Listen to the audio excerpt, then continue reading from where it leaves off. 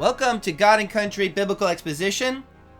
A wise man once said, shallow people talk about things, good people talk about people, better people talk about ideas, but great people talk about God.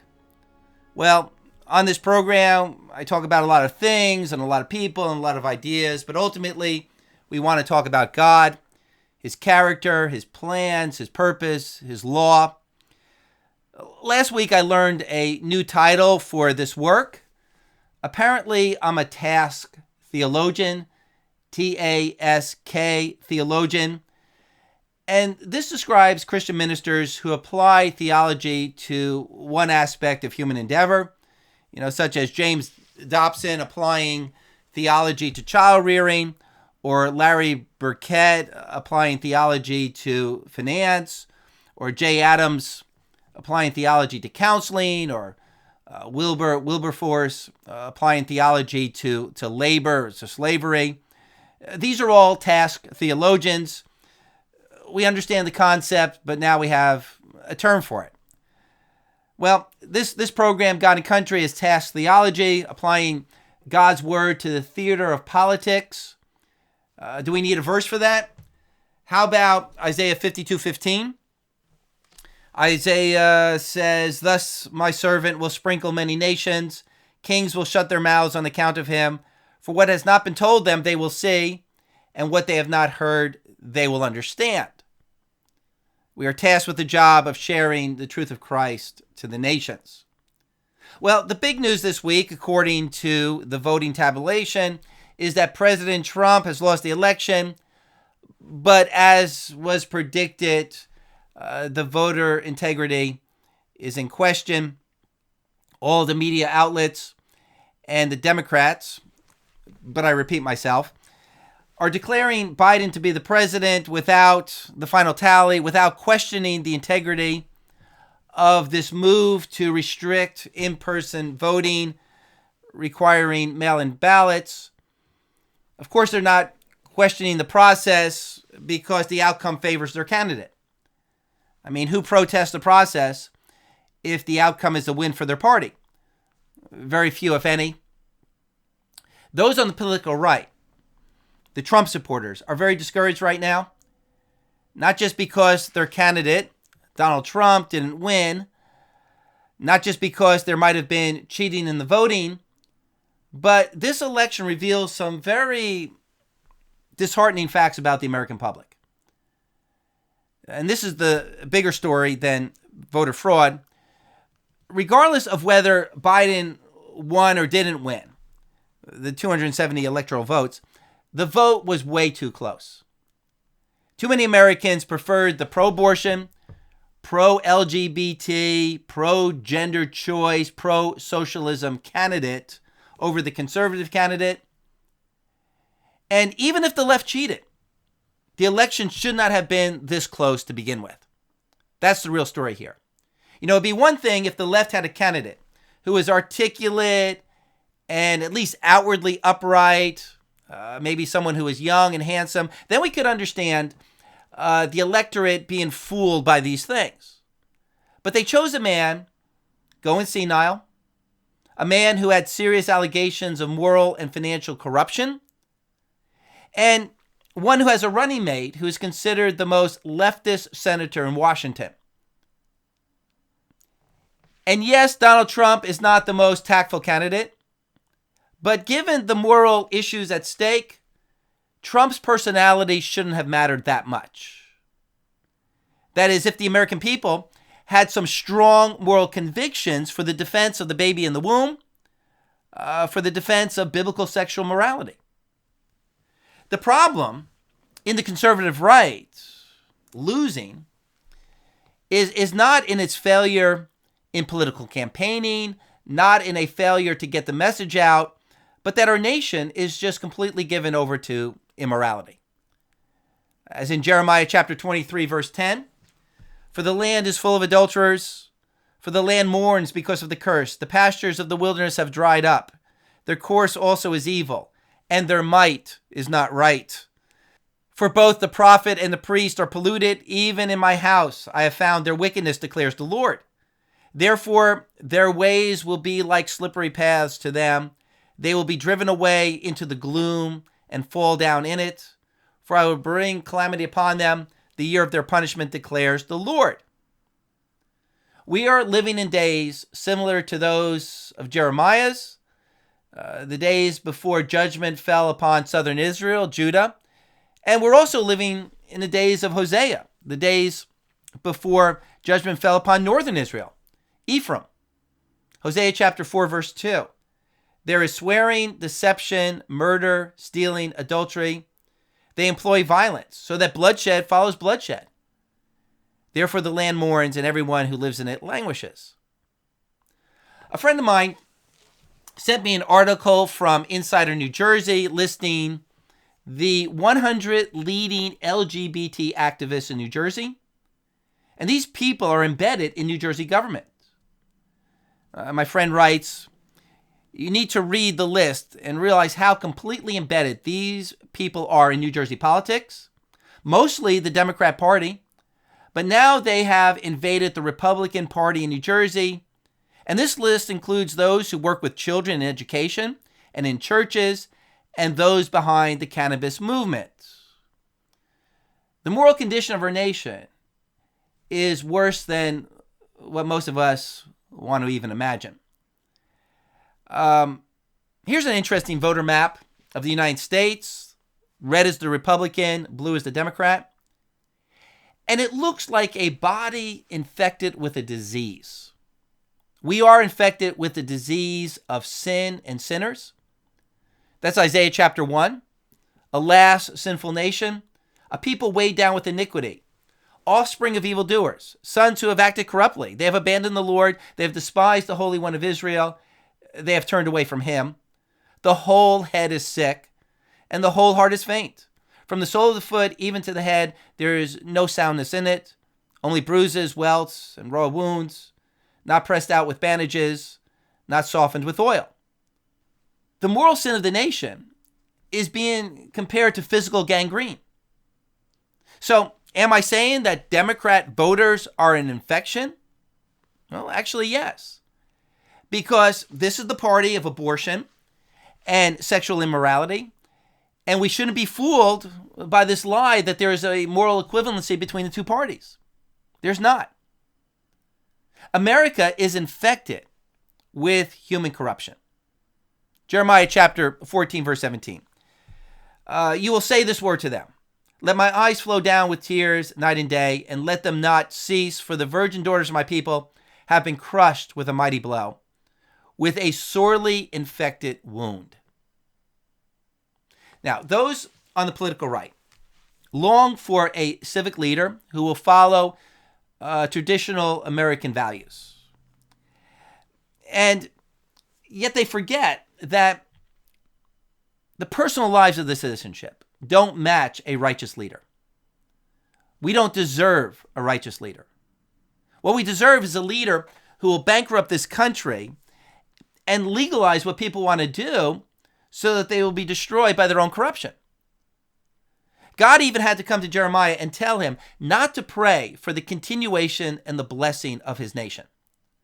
Because despite the optimism of Israeli patriots, the nation was too corrupt. Even the prophet Jeremiah needed to get out of his ivory theological tower and look at what was happening in the streets, in the culture. Jeremiah chapter 7, verse 16. As for you, do not pray for this people, and do not lift up a cry or prayer for them, and do not intercede with me, for I do not hear you. Do you not see what they're doing in the cities of Judah and in the streets of Jerusalem? And then God goes on to describe the idolatry of the people, which is even overlooked by Jeremiah. If you want an honest assessment of America, just look at the movies on Netflix. Look at the TV sitcoms. Listen to the music that young people are listening to. It's all godless. New Jersey just passed legalized marijuana, along with Arizona and Montana. Here's a Politico article. 1 in 3 Americans now live in states that have legalized marijuana. One of the members of my church said that all the women in her office voted for legalized marijuana because it would bring more tax revenues into the state. There was no thought of the devastating effects of normalizing marijuana, especially with young people. There are no convictions opposed to getting high, what the Bible calls drunkenness. But this lack of moral understanding shouldn't be a surprise to us. Less than 5% of the population in New Jersey attends church. The Lord's Day is just another day to worship self and pleasure. So what makes us think that people would vote for a righteous law or a righteous candidate? Jeremiah chapter 8, they have rejected the word of the Lord, so what kind of wisdom do they have? Now we have these conservative rallies taking place, these Trump rallies. It looks great, but they are not spiritual revival. Jesus Christ is not being preached. Conversions are not taking place. These are not great awakenings, like the Great Awakening, the first Great Awakening in America in the 1700s, or the second Great Awakening in America in the 1800s, and then after the Civil War, the third Great Awakening, massive evangelistic meetings by D.L. Moody and other evangelists. The awakening we're having now is being called an awakening. It's actually being called being woke. Don't miss the language being used here. It's called being woke or awakened, but it's actually a false imposter awakening. It's not an awakening to righteousness, but actually an awakening to the ideology of Satan. This belief that all of the problems in America are due to Christian values, that we need to create a new world that embraces the philosophy of racism, sexual freedom, homosexuality, and Marxism. So it doesn't look good for America. And we can get all caught up in the message of make America great again or keep America great. And of course, we should communicate those conservative values embodied in those slogans. But don't think for a moment that apart from gospel conversion, that people are going to take that offer. Jeremiah chapter 6, verse 16. Thus saith the Lord, stand by the way and see and ask for the ancient paths, where the good way is, and walk in it, and you will find rest for your souls. But they said, we will not walk in it. The people did not have a desire for the values and the ways of the past because they departed from their belief in God and his law. Therefore, Jeremiah chapter 6, verse 19, the prophet continues, hear, O earth, behold, I am bringing disaster upon this people, the fruit of their plans, because they have not listened to my word. And as for my law, they have rejected it also. So those on the political right have been disappointed and surprised by the election results. But don't be surprised. Jeremiah chapter 7, do you not see what the people are doing in the streets? We certainly get a much better assessment of our nation by listening to the biblical prophets over current pundits. See, the biblical prophets emphasized that the cure for the nation would be judgment, where the nation would no longer have that righteous king Josiah, but God would replace Josiah with the ungodly king Zedekiah, who would drive the nation into the ground. Remember, Zedekiah is the king who took the word of the Lord, ripped it up with a penknife, and then threw it into the fire because he believed that Jeremiah's words were a lie. The message of the true prophets, this message of judgment, wasn't really popular with the people, with those either on the right or the left. I was in a Zoom call recently, and an active minister who I respect greatly was explaining how Trump was still going to win this election because he was God's man for the office. Many signs point to the fact that God wants him back into the presidency. And this minister almost gave the prophecy that in January, Donald Trump will still be sitting in the Oval Office. Well, from his mouth to God's ears, I didn't say anything, but I wasn't so optimistic. Because, as I mentioned a couple weeks ago, there is providence. It does seem as if God has set up Trump to be a brake on leftism, but we don't know all the factors. God knows much more than we know. God may have planned for Trump to just have one term, to be a president to test America, to give America a choice. This is why I don't predict elections, because God always has the element of surprise. Only God fully knows what a nation needs, whether a people need to get what they deserve or whether a people need undeserving grace, and a righteous leader is always undeserving grace. So, after everything I've just said, it might seem as if I am conceding to the left the defeat of President Trump. No, my point here is that the nation is corrupt. So don't be surprised if we get the leader we deserve, someone who will drive the nation off the cliff. But also, let's not jump to conclusions. The election is not over yet. We ought not to assume that Trump has lost. God may still have something to say in this election.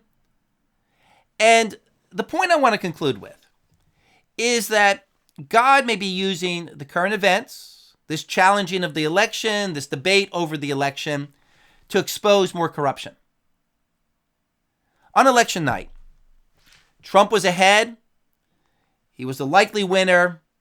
But what if the nation discovers that the final votes gained by Biden later that evening through mail-in ballots was fraught with cheating? Last time I looked, Trump is behind 17,000 votes in Arizona, 11,000 votes in Georgia, 34,000 votes in Nevada, and 45,000 votes in Pennsylvania. If Trump wins Georgia and Pennsylvania, and either Arizona and Nevada, he wins the election. That is, if it's discovered that those extra votes for Biden were fraudulent. The bad thing about mail-in voting is that it's subject to so much fraud. I mean, it's easy to send in fake ballots. It's a whole lot harder to send in fake people to vote in person. But the good thing about mail-in ballots is that there's a paper trail, a paper record. Each ballot can be checked for its proper address, signature, whether the voter is still alive. And the plausible deniability in election fraud is eliminated with actual paper ballots. Now, various researchers on this are pointing out that there are enough dead voters voting, enough out-of-state voters voting, enough non-citizens voting to eliminate Biden's lead. All there needs to be is an auditing of the ballots. Now, I'm not just talking about a recount of the ballots. That's not what we need. Nor do we need a court case about the process. But we need the actual auditing of individual ballots, a sampling of if these ballots are really coming from the people who the ballot claims to be from. If with a sampling, we find that just 1% or even less than 1% of those ballots are fake, Biden loses. And then what is the Democrat Party going to do? You know, it's very important for the corruption in our election process to be exposed. So pray to that end. Pray that there would be an audit and there would be good auditors who actually stumble across the cheating. And in an audit, don't be surprised if we discover that the corruption is on a grander scale. Not just individual voters deciding to send in 2 ballots, but where there are entire bags of ballots being created by Antifa-like Democrat operatives, where these operatives say, you know, tell us what the vote is Tuesday night, tell us how many votes you need from our city to win, and then we will provide those votes. Don't be naive. Don't underestimate evil. Philadelphia is known for that kind of corruption, like the old Tammany Hall in New York. Remember the story that broke in the New York Post back in August? A top Democrat operative and a Bernie Sanders supporter told the newspaper he had been submitting thousands of fraudulent mail-in ballots over the last several decades. The anonymous operative was checked out by the Post, and he is a real person who has worked in many campaigns in the Northeast. And don't forget that back in the 1970s, Bernard Nathanson the co-founder of NARAL, the National Association for Repealing Abortion Law, admitted that he knew if true polls were taken, they would be defeated. So they simply made up polling results that the public favored abortions. And the media believed them because the media never suspected that a national organization of Democrats would make up polling results. He writes, "We announced to the media that we had taken polls that 60% of Americans were in favor of permissive abortions. This is a tactic of a self-fulfilling lie. Few people care to be in the minority. We aroused enough sympathy to sell our program of permissive abortions by fabricating the number of illegal abortions done annually in the United States. The actual figure was approaching 100,000, but the figure that we gave to the media was 1 million. So why did Bernard Nathanson admit this corruption? Well, because he became a Christian and his life was changed. And his political activism supporting abortion was the first thing to go.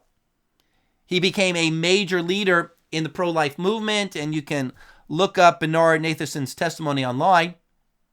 All this corruption is covered in David Kupelian's book, The Marketing of Evil, and his follow-up book, How Evil Works. This is required reading if you want to get your head out of the sand and see how much lying is going on in politics. And if you need more evidence of the lies in politics, don't forget that there were seasoned, respectable politicians who created the lie that Trump colluded with the Russians, that Trump was actually a Russian spy or agent. Congressman Adam Schiff on national news said he had evidence when he had no evidence. These politicians will lie with a straight face. So, do you think they might be lying and cheating in regard to the election? Well, of course. Psalm 116:11, I said in my alarm, all men are liars. Psalm 58:3, the wicked are estranged from the womb. These who speak lies go astray from birth. Notice the Hebrew parallelism in that verse. The wicked are described as liars. In 1 Samuel 15, King Saul lied to the prophet. Samuel came to Saul. Saul said to him, blessed are you of the Lord. I have carried out the commandment of the Lord. But Samuel said, what then is the bleating of the sheep in my ears and the lowing of the oxen which I hear? Or how about the false prophet in 1 Kings 13, verse 18? The false prophet said to the true prophet, I also am a prophet like you. And an angel spoke to me by the word of the Lord, saying, bring him back to you, to your house, that he may eat bread and drink water. But he lied to him. Now, he seemed to be an honest clergyman. Why would he be lying? Well, evil, unprincipled people who aren't following the word of the Lord will lie. We ought to believe that old adage. How can you tell when the politician is lying? Because words are coming out of his mouth. Micah chapter 7, verse 3. Concerning evil, both hands do it well. The prince asks, and also the judge for a bribe. And the great man speaks the desire of his soul, so they weave it together. So the rich, the powerful, the politician, the judge collude together to do evil. Jeremiah chapter 9. They bend their tongue like their bow. Lies and not truth prevail in the land, for they proceed from evil to evil, and they do not know me, declares the Lord. Let everyone be on guard against his neighbor, and do not trust his brother, because every brother deals craftily, and every neighbor goes about as a slanderer. Everyone deceives his neighbor, and does not speak the truth. They have taught their tongues to speak lies. They weary themselves committing iniquity. Was Jeremiah exaggerating? No, this is the condition of an apostate, ungodly nation. And then there's Romans chapter 3, verse 13. The great text explaining the fallen human condition. Their throat is an open grave. With their tongues they keep deceiving. The poison of asps is under their lips. Romans 3 is quoting Psalm 5. Psalm 5:9. There's nothing reliable in what they say. Their inward part is destruction itself. Their throat is an open grave. They flatter with the tongue. Why? Well, because fallen humanity has the same nature as Satan. John chapter 8, verse 44, you are of your father the devil, Jesus said. And you want to do the desires of your father. He was a murderer from the beginning, and he doesn't stand in the truth because there is no truth in him. Whenever he speaks a lie, he speaks from his own nature, for he's a liar and the father of lies. And when the unsaved speak a lie, they speak from their own nature. Therefore, 2 Timothy chapter 3, verse 13, evil men and impostors will proceed from bad to worse, deceiving and being deceived. So don't be naive. Of course, there is election fraud, serious election fraud. And the left will try to deny it with this phrase that there is no widespread systemic election fraud. I mean, what does that even mean? Well, this is their cover so that fraud doesn't get exposed, to say that it's not widespread. But we really don't need widespread election fraud for there to be fraud and cheating. All there needs to be is targeted election fraud. So evil people will lie, and evil people know that they're lying. But there are people who are relatively good, but they're not truly godly, and those are the people who will be deceived by the evil people, the liars.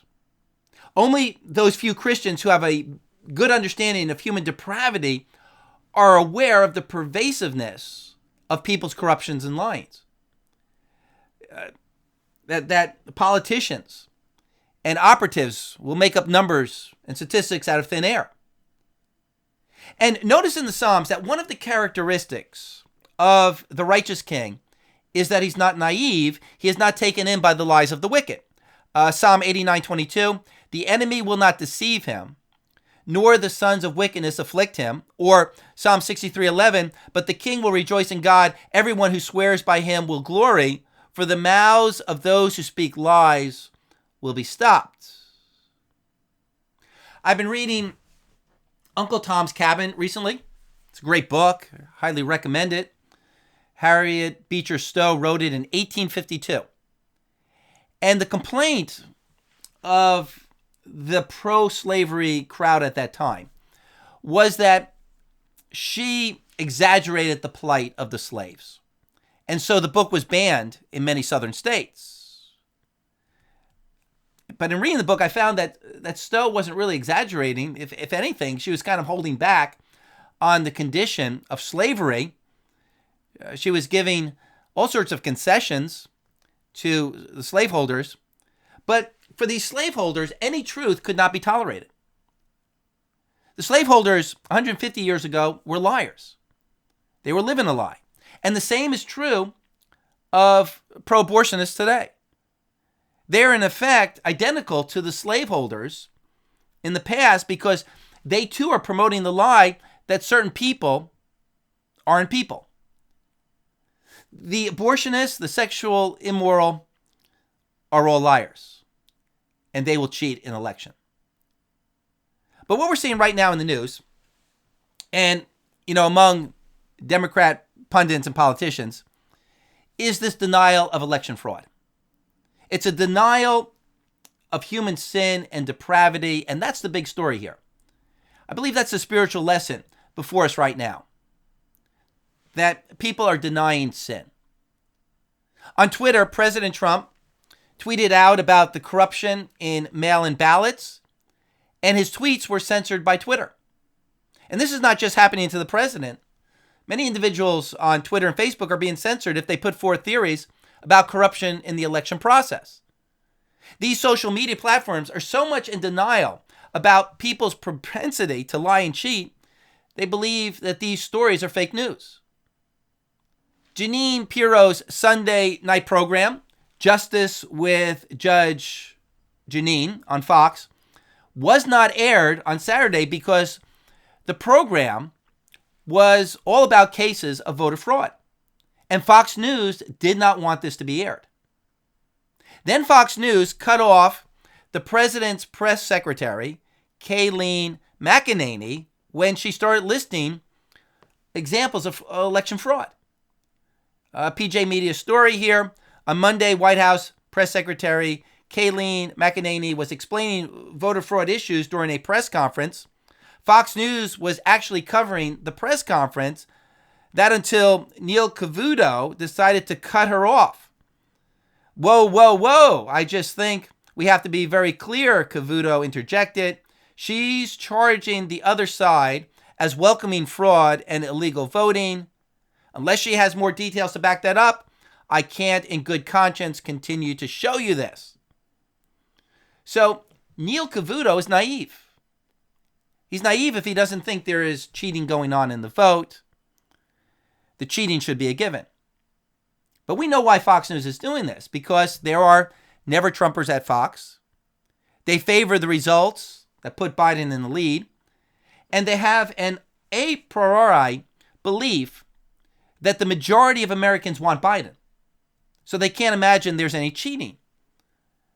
And that is exactly what cheaters hope people will believe. Fox News is now becoming part of the cover-up. Notice this article from PJ Media again. During a press conference on Monday, Kayleen McEnany had the GOP chairwoman, Ronna McDaniel, present evidence of alleged voter fraud in Michigan that Republicans think could have tipped the scales for Joe Biden. McDaniel had 131 affidavits in hand. And she said to the media, "I hope you look at these affidavits." Then a reporter asks, "Do you know that fraudulent votes were actually cast?"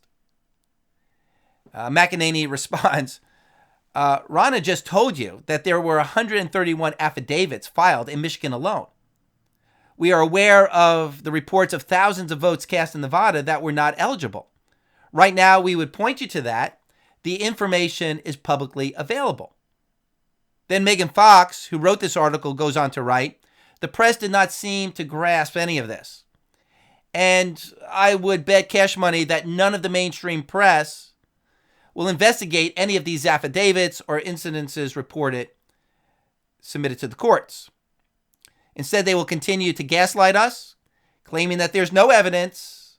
This is the narrative they will go with on the evening news, and half of Americans will never hear of the 131 affidavits taken under oath, or the 2,800 incident reports of alleged voter fraud." So the corruption here is not only voters cheating, voter fraud, but the corruption is the whole nation is in denial about human depravity, that people lie, cheat, and steal. Some are in denial because they want to keep the cheating undercover because they're the cheaters, and others, they're just naive concerning the nature of evil and sin, both in themselves and in this world. Now, many are starting to say that we should just give up the election. Donald Trump should concede defeat. I mean, what difference does it make? Biden probably won the popular vote anyway. Well, challenging this election is crucial to defending democracy. And challenging this election may be a real eye-opener for the American public. Just like the Russian collusion scandal turned out to be a huge hoax and taught us how much the left will lie and fabricate stories. And just like the Ukrainian phone call scandal turned out to be a hoax, and just like many accusations against President Trump turned out to be hoaxes. So don't be surprised if this election is exposed as being one big fraud. The Democrats have pushed for vote by mail, and it may not have been about the virus, but a way to manipulate the vote. So be thankful for and pray for investigators looking into these votes. Pray that in the providence of God, they will stumble across something and evil will be exposed. As in Ephesians chapter 5, do not participate in the unfruitful deeds of darkness, but instead expose them. Or the words of Jesus, Luke chapter 12. But there's nothing covered up that will not be revealed, and hidden that will not be known. Accordingly, whatever you have said in the dark will be heard in the light, and whatever you have whispered in the inner rooms will be proclaimed upon the housetops. So thank you for including God and country as one part of your discipleship in the Word. With all the secular punditry out there, keep the right perspective by being in the Word of God. Don't forget to like, share, comment, subscribe, and may Jesus Christ reign.